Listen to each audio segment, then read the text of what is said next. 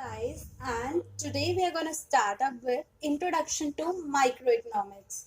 So many of you must be wondering what does economics mean in whole, and as well as not just this thing. Everyone, you from your side are new to commerce section, so you must be knowing, okay, there must be subject of economics that we have already studied in class 10th, but no, that's not at all similar here. So we are going to start up with introduction to microeconomics. Okay. So very first thing to understand, what does actually we mean by economy?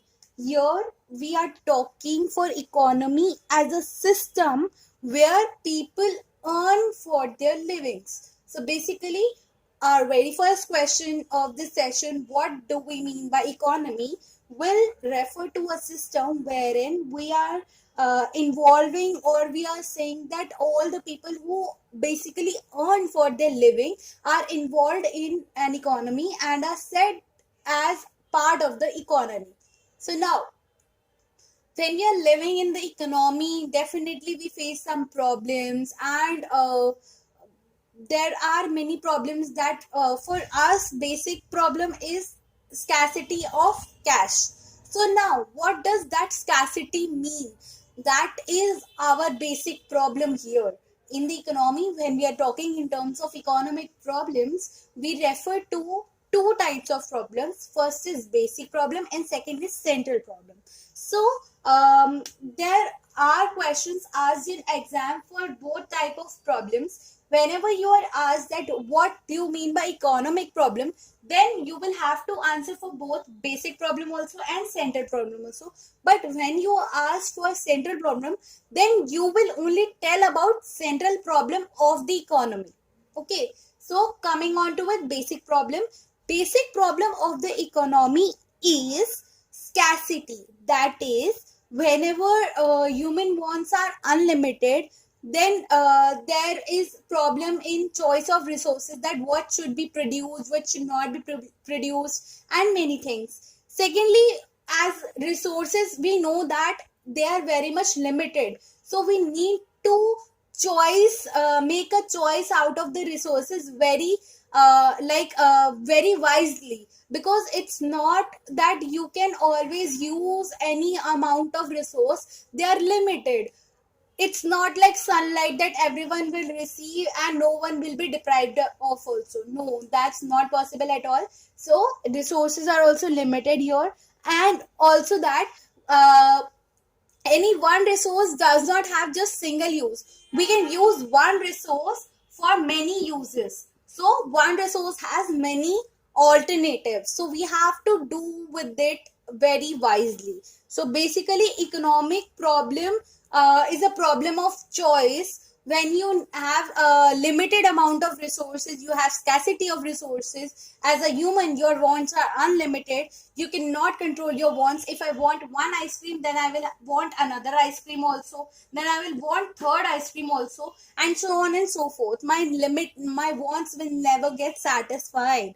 So now, and also we can say that a single resource has its alternative uses also, so there's again a problem. Now, then we come to what basically we mean by scarcity. There is a one marker question asked in exam for what do we mean by scarcity also. So scarcity, you can just note down whatever I'm saying. If you want to make a short note of it, you can do with that also, because this will help you in understanding things better. Okay, so now going on with what do we mean by scarcity. Scarcity will basically mean that shortage of any of the resource that any how is in relation with their demand. All right, then coming on to with central problems of the economy, there are three central problem of economy: what to produce, how to produce, and the last, for whom to produce. So what to produce, how to produce, and for whom. So when we are talking for what to produce, that is whenever you want to make a choice that what thing should be produced for the economy. Then under how to produce, we finally decide that what kind of resource should we employ. That is, we should go with labor or we should go with capital. That is machinery or labor. So if that will totally depend on the type of economy you are living in. For example, if you are living in India, then India is labor intensive countries, right? So we will choose that type of resources where your economy will have minimum use of capital and maximum use of labor. Okay, for whom to produce, we our target economy is those people, like for example, if I say that um, people are more in need of salt, so we will go with salt production. Okay, and for example, and this will be under what to produce. Then how to produce, if we know that if we are working in India, then we will be going with labor intensive techniques for producing salt. So that will include in how to produce. Now for whom to produce. So what happens is, what are who are our target people. That is, if we are producing for all those people who have their basic needs as a salt, or we are going for luxurious things as a salt or anything. Although yes, I can understand that salt is never a luxurious thing, but for example, if I say an Audi car, so the producer of Audi car will think who will buy this product. Okay, so if they know that okay, only Ambanis and like higher middle class and richer section will buy, so they will go with little amount of production, that is only around 20 to 30 cars. But if they know that okay, regular customers are there for the this demand, who are demanding for Audi cars, then he will go with 100 to 200 quantities of production, right? So for whom to produce is also very much important. It will decide for how much quantity should they produce for people who are willing to buy it. Okay, then coming on to with next, there are many types of economies. Some of them are like, first one is planned economy, where the production is owned and controlled and as well as operated in public sector. Okay, so they plan accordingly, they work accordingly, they they work for basically social motive. They do not have any profit motive, right? Whereas there is another kind of economy, that is mixed economy. Mixed economy consists of private sector also and public sector also, wherein public sector involves with social economy, that is social benefit, and private sector works for personal benefit or profit benefit. Okay, so that will go with mixed economy and planned economy. Then coming up to with production propensity curve. So this is the main thing that we are going to understand here. Why production propensity curve I'm saying as main. First, under this chapter, the main questions that are asked in exam is from what are the economic problems, and second, related to production propensity curve, as well as marginal propensity opportunity cost, and also there is a differentiation between micro and macroeconomics. So first of all, going on with the main topic of production propensity curve. Now what do we mean by production propensity curve? This works on certain assumptions also, and also has certain criteria of its working. So now we'll discuss with basic definition of this. This curve is basically, I can say that when my economy shows all the possible combinations of what they require to produce, what they can produce, and with their like full efficient employment of resources. So yes, we work under only for two goods, whenever we are working in the economy, we will deal only with two goods. That is one, they can be anything, but yes, only two goods. So what do we mean? Here certain assumptions are followed. That the very first assumption here we follow is that resources are fixed.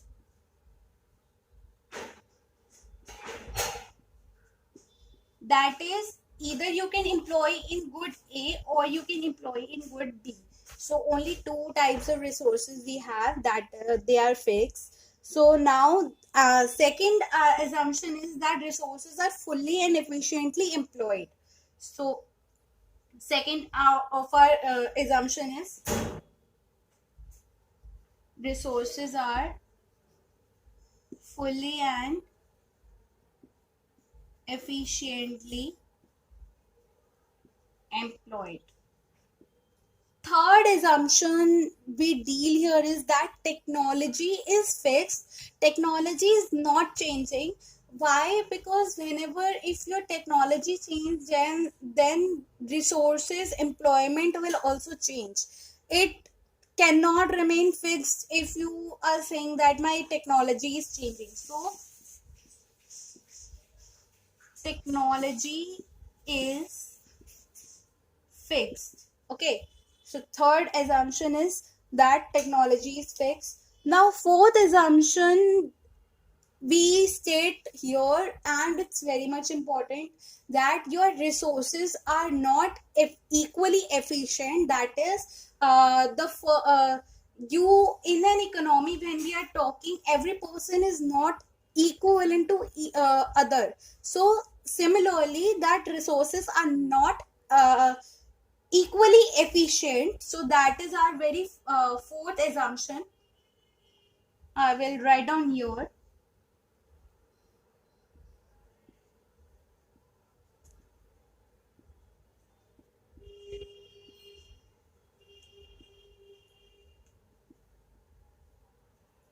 Resources are not equally efficient.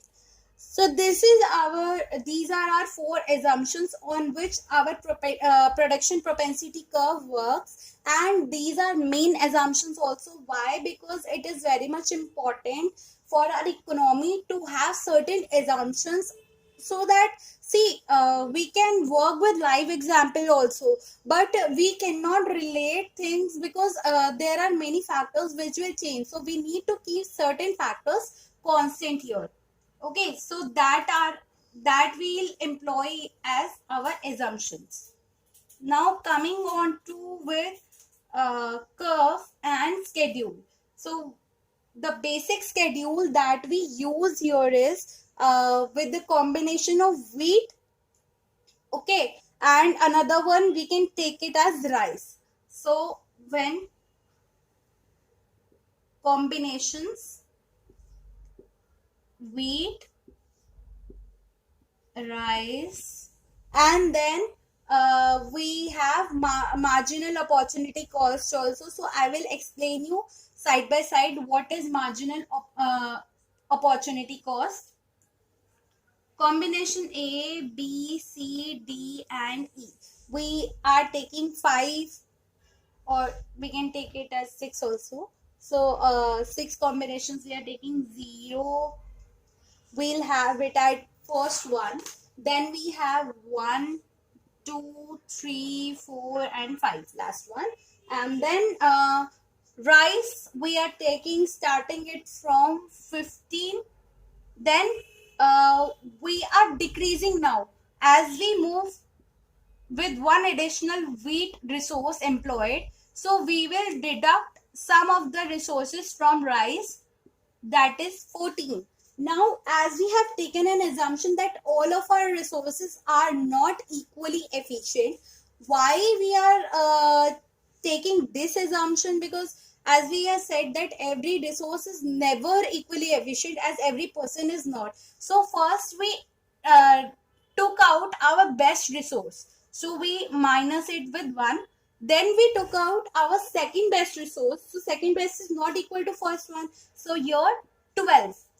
Then we took out our third, 9, fourth, 5 and then 0. So every resource that we took out is not equal to previous one. That's why we need to took out more to in order to add up with one additional unit of wheat.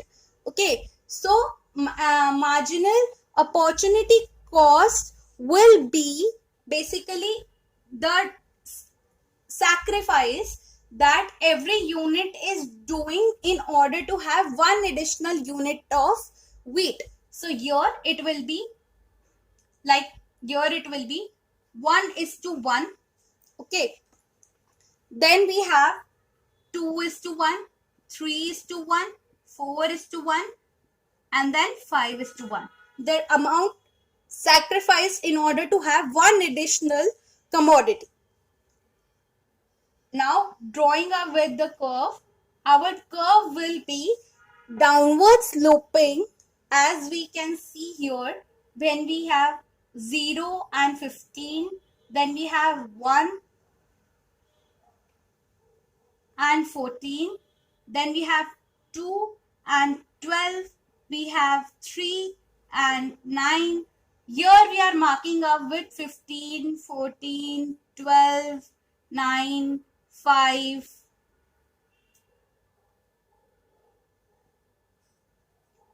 and then last one is y unit, when we are having 0 of the y unit. So here y and x, as we are sacrificing with y units, that's why we are measuring it on y axis, and we are gaining one additional unit of x, that's why we are measuring it here.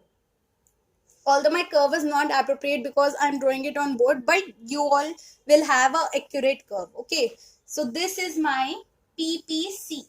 Okay, now what is effect on ppc?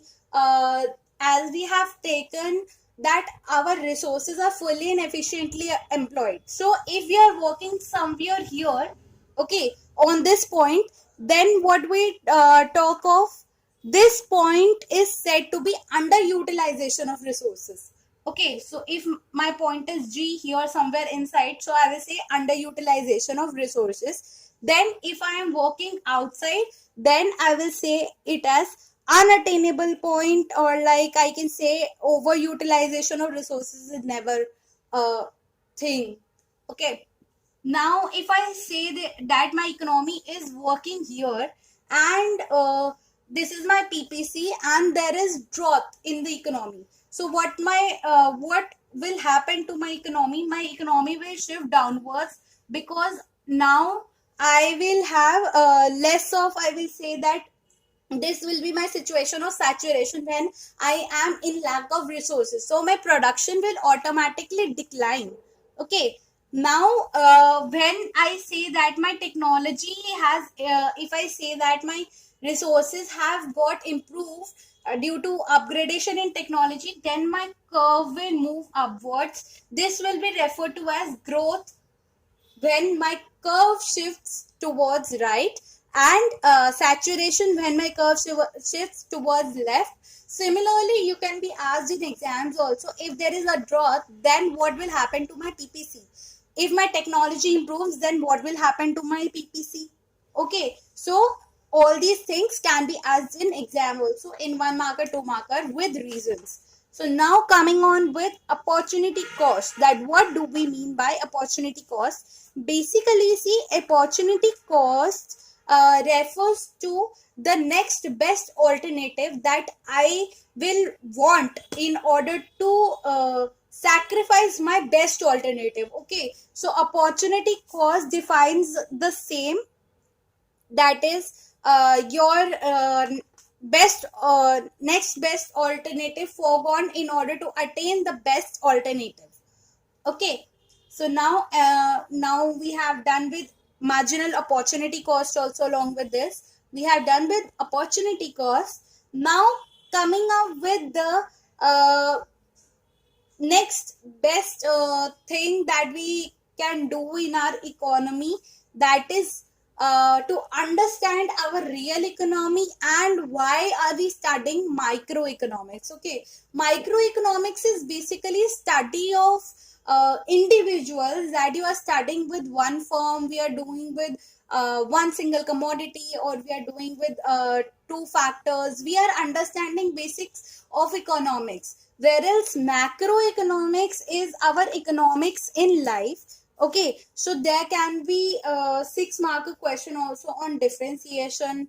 What differentiate between microeconomics and macroeconomics? So we can do differentiation on the basis of meaning, dealing, central problems, and tools. So first it will be like on the basis of meaning, microeconomics basically studies is a study of individual economic units in an economy, whereas macroeconomics is a study of economy as a whole. Okay, and also it is the real economy.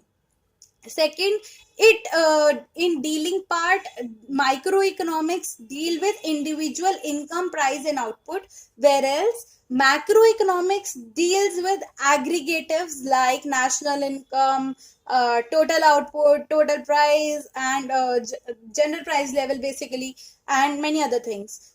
Then coming on with central problem in microeconomics, we say it as price determination and allocation of resources, as we have done it here.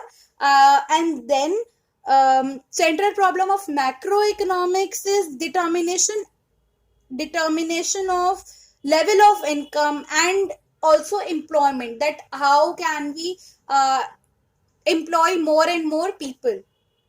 Then coming on with tools, the main tool is demand and supply in particular commodity or two commodities. And then under macroeconomics, our basic tool is aggregate demand, aggregate supply, and basically economy as a whole when we talk of aggregate supply and demand. Okay, then coming up with example, last point after all these writing all these differences, we will definitely have to write with examples so that the person can understand what you are trying to say. Okay, so never miss example, whether it's a 3 marker or 2 marker also. Okay, so example will be individual demand, individual supply here, and here it will be aggregate demand, aggregate supply, and total output. So that's all with this chapter.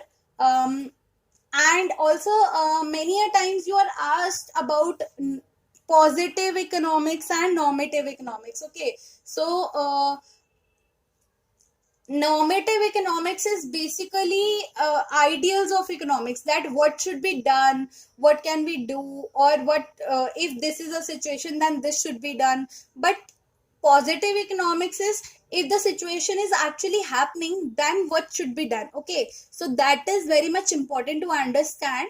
And nothing left with this chapter, so we are done here, and then meet you in next class.